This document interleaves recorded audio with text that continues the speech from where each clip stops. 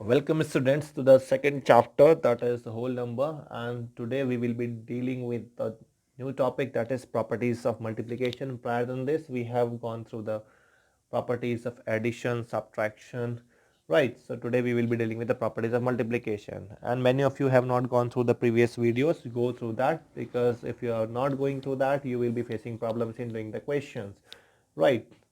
So let's get started for today. So a student, the first property that we will be studying is closure property of multiplication. Okay. So in this property, what it tells is if A and B, they are the whole numbers, right? They are the whole numbers. Then if we will multiply them, then their product will also be a whole number, right? Okay. For example, let's take 2 and 3. So these two are the whole numbers. So 2 into 3, that is 6. So this is also a whole number, right? Okay, that's it. Next is commutative property. So students, what does it mean? It means that, let's take again, A and B both are the whole number. Okay, so A multiplied by B, the answer will be equals to B multiplied by A, right? So what it means, that if I say that 2 into 4 will be equals to 4 into 2, so let's check out, will it be 2 4s the 8 and 4 2s the 8? Absolutely correct, right? 3 into 6 is equals to 6 into 3. 3 into 6, 18, and 6 into 3, 18. That means they will be equal. So A into B will be equals to B into A, right? This is commutative property. Next is A, B and C, and these three are the whole numbers, right? So if they are arranged in the form of A into B when multiplied by C, this will be equal to A into B multiplied by C, right? Okay, understand it with the help of an example. If I say the value of A is 2, 3 and 4, B is 3 and C is 4. So 2 into 3 and this is 4 will be equals to 2 into and 3 into 4, right? So 2 into 3, 6 into 4, and 2 into 4 into 3, 12, 6 into 4, 24, and 12 into 2, 24. That's how this is all about associative property of multiplication, right students? Now comes the property of 0.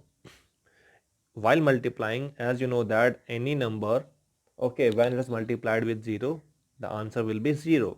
So the whole number, that is 0, when it is multiplied by any of the whole number, okay, let's suppose this is A, the answer will always be a 0, right?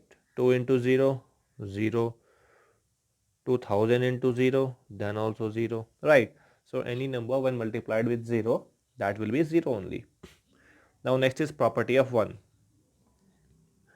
So let's suppose a whole number, that is A, when it is multiplied by 1, the answer will be the number itself, right? A. Likewise, 8 into 1, 8, 4 into 1, 4, right? So this is how the property of 1 is this. Now the next property is distributive property.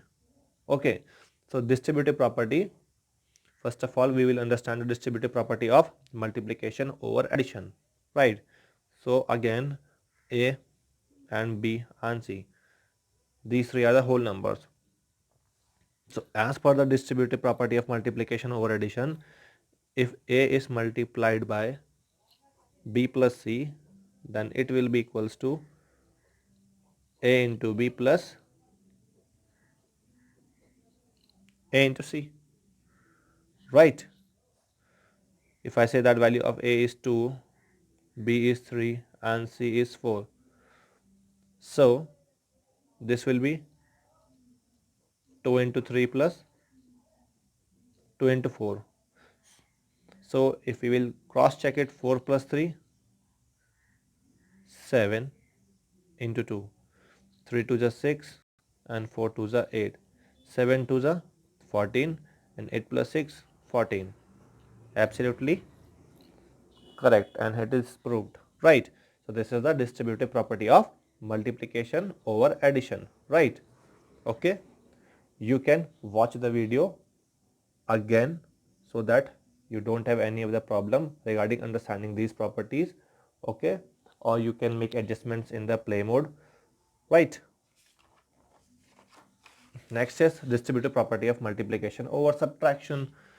So again we will take A, B and C, and these are the whole numbers, right? So if A is multiplied by B minus C, then what will be the answer? This will be A into B minus A into C, right students? So again we will do it with the help of an example. Let's take this time 5, B is 6 and this is 7. So 5 multiplied by B will be 7 and this will be 6, right? So 7 minus 6. So what it will be? 5 into 7, right? A into B minus A into C, that is 5 into 6, right? 5 7 is 35 and 5 6 is 30.